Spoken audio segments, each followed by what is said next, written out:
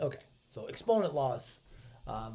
So for our exponent laws, we're gonna go through. There's three major ones, and then four little like nuances that. Sorry, five I should say. Two extra like ideas that are important.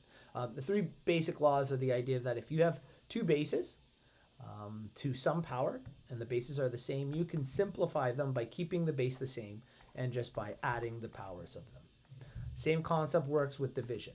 If the bases are the same and we have two of them divided by each other and our powers, doesn't matter what the powers are, it could be same, could be different, we can simplify it into a single base and all we have to do is subtract the powers. And then the last one is known as a power of a power. So if you have a power of another exponential value here, what you can do to simplify this is you just take that same base and you're going to multiply the two powers. Okay. The other one that's really helpful is if you have something like this, where it is a negative exponent, the equivalent of that is actually turning this into a fraction. So make exactly. Now, but you got to be aware that the entire thing is actually to the power of a. And what ends up happening is you bring it in as a power on both of these. Now what happens is 1 to the power of a over x to the power of a. 1 to the power of anything is always 1. Yeah. And then you have x to the power of a. So really what's happening here is if you want to make power of an exponent into a positive power, down, you turn the base, you turn the base into a fraction, and then you just invert that fraction, and that allows it to be positive. Out. The Barrow told us to don't use that rule all the time though. Sometimes it's helpful, sometimes it's not. It depends on the situation. Yeah, you don't always have to flip a negative, especially if you're in these types of scenarios. You can just do some basic addition, subtraction, or multiplication, and you can still work it through. But this can be a very helpful rule. It is good to know. And the last one is a rule of exponents. Is if you have a power of 0. Is something to the power of 0 always 1? Always 1. Doesn't matter what the base is. So that's the idea here. That's why we use a variable as the base. It's always going to be equal to 1. But how does that make sense though? I can show you using a rule. 0. So let's think of the. Oh, that's not what I want to do. There we go. Let's look at this idea. So let's say we have 5 to the power of 3 divided by 5 to the power of 3. Okay? Let's say for some reason we don't see a real quick shortcut to this. And the first thing we're going to do is try to reduce this to a single base. So if I reduce this to a single base, my base of my exponent is 5. What do I do with the two powers there? Do you know what I would have to do? You subtract them. I subtract them. So 3 minus 3 is 0.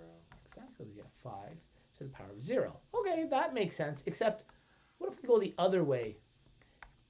What is 5 to the power of 3? Do you know off the top of your head? That's okay. You don't have to. 125. Yeah, very good. That's equal to 125. So instead of simplifying via the exponents, let's expand it to a numeric value. Well, let's do something with that. What's 125 divided by 125? 1. And herein lies that this is equal to this. Okay? So this is kind of like a quick way to prove that concept. Okay? Does that make sense? Yeah. Awesome. Because I thought every time something was multiplied by 0 or whatever, it just be 0. Multiplied by 0, absolutely. That's a black hole. That eats everything. But to the power of 0 is a little different. And that's not representing multiplication of 0. That's representing taking this base and multiplying it by itself 0 times, which is an odd idea. So that's why we use this division proof here to help us prove that idea. Okay. So let's do this. Let's jump to another page. And we'll go through the first two examples. Yeah, they encompass, I think, almost everything. Is there a negative in there? There's a negative in this one. Let's do those two. So we have 2x cubed y to the power of 4 multiplied by negative 5 x cubed y to the power of 7. All right, so we'll deal with this one to start.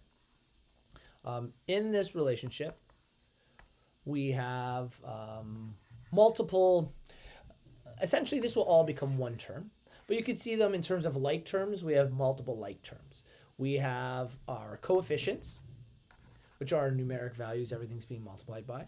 We have our base x, and we have our base of y. Okay. I can rewrite these if I want, step by step. Eventually, you'll get fast enough that you'll go, I just know I have to multiply my like terms in this case. But what I'm going to do, because of associative property, it allows us to change multiplication. Really, this says, take this number, multiply by this, multiply by this, multiply by this, then by this, then by this.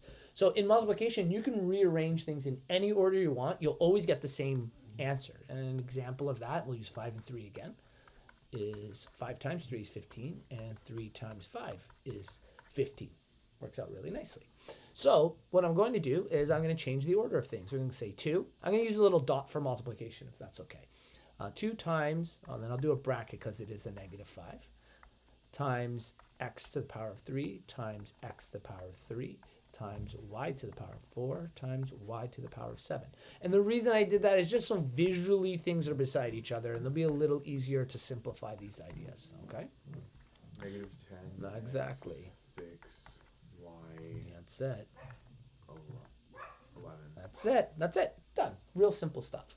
And we'll just do that other example because that one gives us the other two laws. And then from there, I think you have the idea. It is so small. There you go. 5. And I'm going to do this. I'm going to change that one just slightly. Oh, it was already like that. Never mind. Okay. We have this concept here. We need to simplify. And then I'm going to say that I also want you to have the exponents always to be positive. Yeah, no, I think she always wants it to be. Yeah, she always wants it to be a positive. Perfect. So we got that scenario here. So in this case, we have a power of powers. Okay. Technically, this 2, you can consider that to the power of 1. It doesn't change anything, but it does help us in terms of understanding our next step here. So we're going to take this power, and you're essentially going to multiply it, to each of the terms. Yeah. So you're going to end up with a 2 to the power of negative 4. You're going to end up with an a to the power of 3 times negative 4, which gives you negative 12.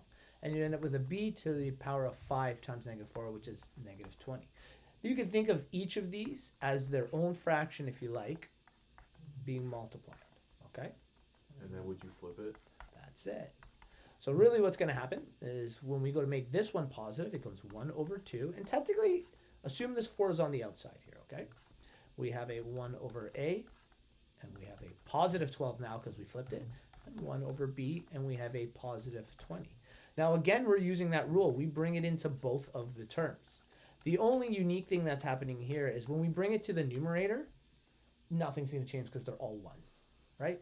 So you get 1 over 2 to the power of 4 times 1 over a to the power of 12 and 1 over b to the power of 20. 2 to the power of 4 we can actually deal with. That's going to be a 16.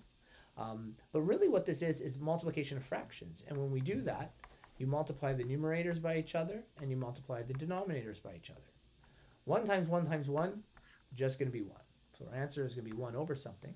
And on the bottom, none of those are like terms, so we can't be simplified, but we can rewrite them beside each other. 2 to the power of 4 is going to give us 16. So be 16, A12, B20. That's it, B20, and you've got it. This is literally the idea of these exponential laws.